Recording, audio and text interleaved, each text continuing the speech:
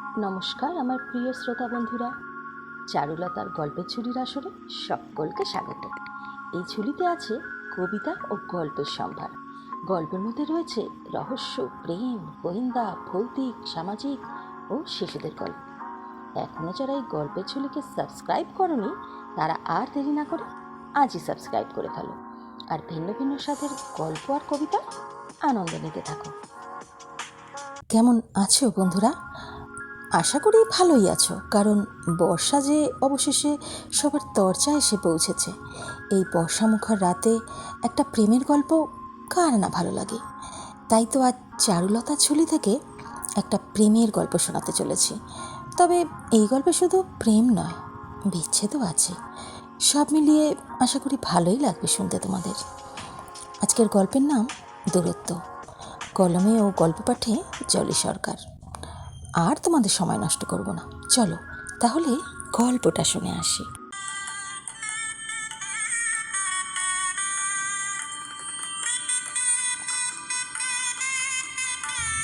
আজ শ্রীময়ীর বিয়ে, তাই আজ ওর মন ভীষণ খুশি। আজও খুব সুন্দর করে সাজবে অর্জুনের জন্য। অর্জুন, যার সাথে আজ শ্রীময়ীর বিয়ে। অর্জুন একটি নামী আইটি সেক্টরে কর্মরত। আজ 5 বছর হলো। শ্রীময়ী আর অর্জুন একে অপরকে চেনে 3 বছর ধরে। একটা সোশ্যাল সাইট থেকে ওদের আলাপ, তারপর দীর্ঘ পথ পেরিয়ে আজ ওদের শুভ পরিণয় সম্পন্ন হতে চলেছে। শ্রীময়ীর বাড়িতে ওর মা ছাড়া কেউ নেই। আজ 10 বছর হলো ওর বাবা মারা গেছেন। তারপর থেকেই সমস্ত দায়িত্ব ওর ওপর। ওদিকে অর্জুনের পুরো ভরা সংসার। অর্জুনরা 2 ভাই, বাবা মা। অর্জুনের পরিবার শ্রীময়ীকে খুব ভালোবাসে। পূর্ব নির্ধারিত শুভ লগ্নতে ওদের 2টি মন প্রাণ মিলে মিশে সমস্ত নিয়মবিধি মেনে শ্রীময়ীর বিদায় পর্ব শেষ হলো। সেই সঙ্গে খুব ধুমধাম করে বধূবরণও হলো অর্জুনের বাড়িতে। শ্রীময়ী অর্জুনের পরিবারকে আগে থেকেই চেনে বলে অ্যাডজাস্ট করতে সময় লাগলো না বেশি। অর্জুনের ভাই ঋষি, ও তো শ্রীময়ী বলতে একদম অজ্ঞান। শ্রীময়ী ঋষিকে নিজের ছোট ভাইয়ের মতো স্নেহ করে। আজ ওদের কাল রাত্রি বলে অর্জুনের সাথে ওর মুখ দেখা বন্ধ। কাল ওদের ফার্স্ট নাইট। অনেক স্বপ্ন বুনে রেখেছে দুজনে। যথারীতি সেই হাজার প্রতীক্ষিত সময় আজ ওদের সামনাসামনি। দুজনে ডুবে যায় ওদের কাঙ্ক্ষিত ভালোবাসা ও সোহাগে। 2টো তৃষ্ণার্ত শরীর যেন মিলে মিশে একাকার হয়ে গেল। আর এই পবিত্র মিলনের সাক্ষী থাকলো সেই দীর্ঘ পূর্ণিমার রাত। পরদিন সকালে উঠে শ্রীময়ী সবার জন্য জলখাবার বানায়। ও এসে দেখে অর্জুন এখনও আসেনি। ও অর্জুনকে ডাকতে ঘরে যায়। গিয়ে দেখে অর্জুন ফোনে কার সাথে যেন কথা বলছে। শ্রীময়ীকে দেখে তাড়াতাড়ি কথা শেষ করে ওকে একটু আদর করলো অর্জুন। আর শ্রীময়ীর লাল টুকটুকে অধরতে ওর উষ্ণ একটা চুম্বন করে বলল, শুভ সকাল। তারপর সারা দিন কেটে যায় ওদের উষ্ণ ভালোবাসা আর খুনসুটিতে। কাল থেকে অর্জুন অফিসে যাবে। এই ভেবে শ্রীময়ীর একটু কষ্ট হলো। ভাবলো আরও কিছুটা মুহূর্তে যদি কাছে পেতাম, কিন্তু কর্পোরেট জব, বেশি দিন তো ছুটি পাওয়া যায় না। অর্জুন বলল, মন খারাপ করো না, সব ঠিক হয়ে যাবে। আস্তে আস্তে তোমার ঠিক অভ্যেস হয়ে যাবে আমাকে এরকমভাবে দেখতে। শ্রীময়ী মাথা নিচু করে বলল, এরপর বেশ কিছুদিন কেটে যায় ওদের বিয়ের।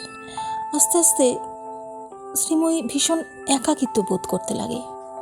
ওর এই একাকিত্ব বোধ একদম ভালো লাগে না। তার উপর অর্জুনের একটু উদাসীন ভাব যেন তাকে ভীষণভাবে একাকী করে তুলছে দিন দিন। সারাদিন কাজ করার পর ও অনেকটা সময় যেন আর কাটতেই চায় না বাড়িতে।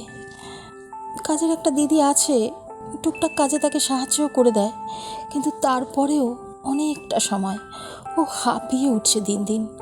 এখন অর্জুন ওকে সেরকম সময়ও দিতে পারে না। ওর অনেক কাজের চাপ। অর্জুন অনেক রাতে বাড়ি ফিরে খেয়ে ঘুমিয়ে পড়ে। শ্রীময়ীর সাথে দুদণ্ড কথা বলবে তাও বলতে পারে না।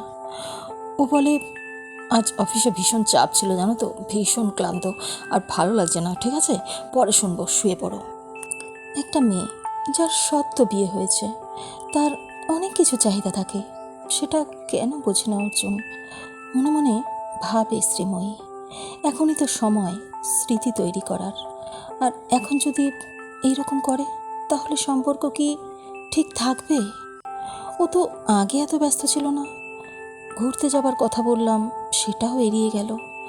এসব ভাবতে ভাবতে ও একটা সময় ঘুমিয়ে পড়ল। পরদিন সকালে উঠে শ্রীময়ী দেখল অর্জুন পাশে নেই। অর্জুন বেরিয়ে গেছে। ও অবাক হয়ে মনে মনে বলল, একটু বলে গেল না? কাল রাতে অনেক দেরি করে ঘুম এসেছিল শ্রীময়ীর, তাই সকালে উঠতে দেরি হয়েছে।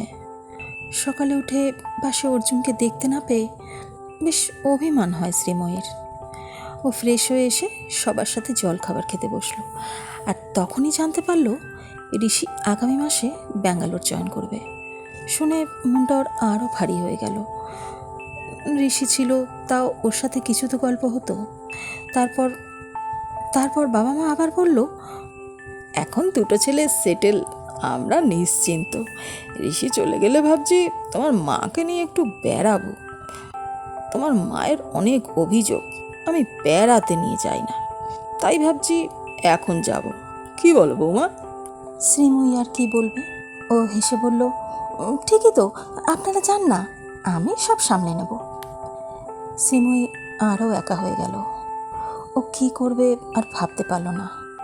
হঠাৎই এমন সময় ফোনে একটা মেসেজ ঢুকলো। ও তাড়াতাড়ি ল্যাপটপটা খুলে ইমেল চেক করতে লাগলো।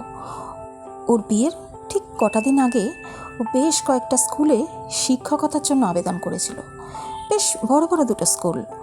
সেখান থেকেই জয়েন করার জন্য বলা হয়েছে তাকে, তারই লেটার এসছে। সাথে সাথে কথাটা গিয়ে বাবা মাকে বলল। শুনে খুব খুশি হলো তারা। বলল, তা তুমি কি করবে ভেবেছো? শ্রীময়ী আনন্দে লাফিয়ে বলল, বাবা, আমি জবটা জয়েন করব, অনেক দিনের ইচ্ছে ছিল।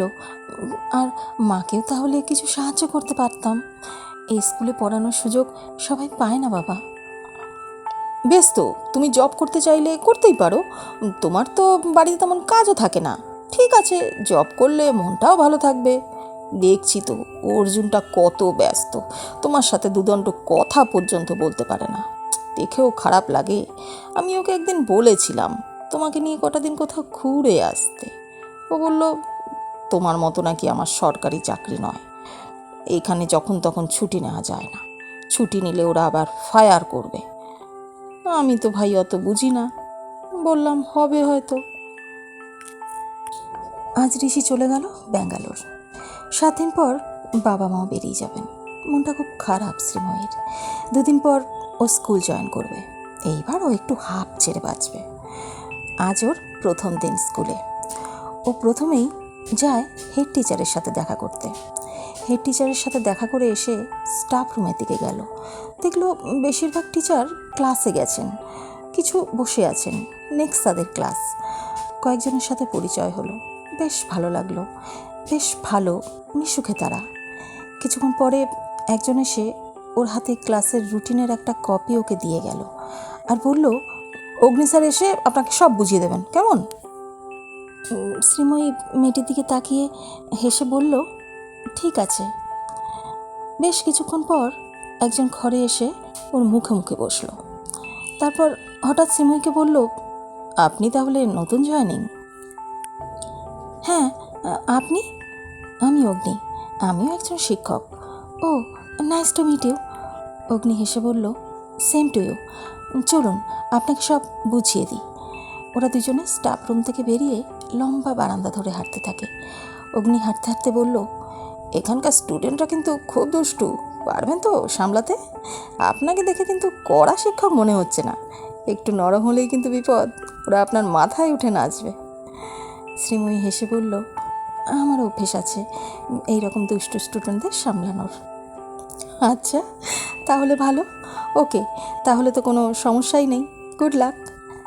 শ্রীময়ীও একটু হেসে থ্যাংক ইউ বলে ক্লাসে চলে গেল। অগ্নি ক্লাসে ঢুকে শ্রীময়ীর সাথে পরিচয় করিয়ে দিল সব স্টুডেন্টদের। ও ইতিহাস পড়াবে। স্টুডেন্টরা শুনে খুশি হয়ে ওকে হাসি মুখে স্বাগতম জানালো। অগ্নি শ্রীময়ীর দিকে তাকিয়ে বলল, ওকে, আপনি পড়ান, আমি যাচ্ছি তাহলে, আমার কাজ শেষ। শ্রীময়ী হেসে ওকে বিদায় দেয়। ক্লাস শেষ করে শ্রীময়ী স্টাফ রুমে গিয়ে দেখে অগ্নি বসে আছে, কোনো খাতা দেখছে মনে হয়। অগ্নি অঙ্কের শিক্ষক, উনি ক্লাস 5 থেকে 10 পর্যন্ত অঙ্ক ক্লাস নেন।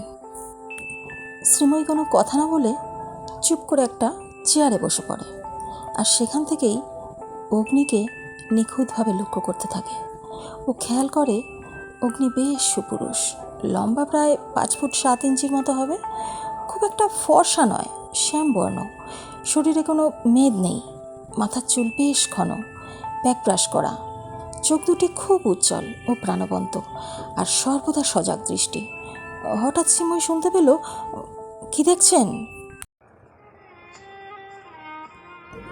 আজ এই পর্যন্তই। প্রথম পর্ব কেমন লাগলো অবশ্যই কমেন্ট করে জানাবেন। দ্বিতীয় পর্ব নিয়ে খুব তাড়াতাড়ি হাজির হব।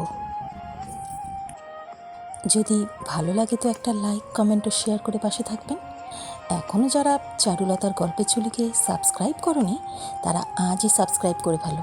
আর হ্যাঁ, অবশ্যই বেল বাটনটা প্রেস করে রাখবে, তাহলে যখনই আমি কোনো নতুন ভিডিও আপলোড করব সেটি সবার আগে তুমি শুনতে পাবে।